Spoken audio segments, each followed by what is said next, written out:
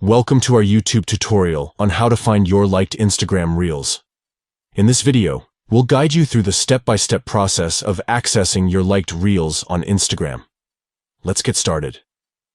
Step 1. Open the Instagram app on your Android device. Step 2. Tap on your profile picture located in the bottom right corner to go to your profile. Step 3. Look for the menu icon at the top right and tap on it. Step 4.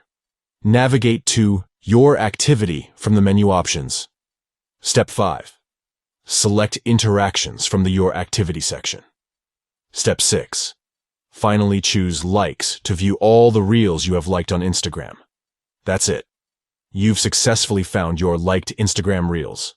Now you can easily revisit and enjoy the content you've shown appreciation for. Thank you for watching. And if you found this tutorial helpful, please give it a thumbs up and subscribe to our channel for more useful tips and tricks.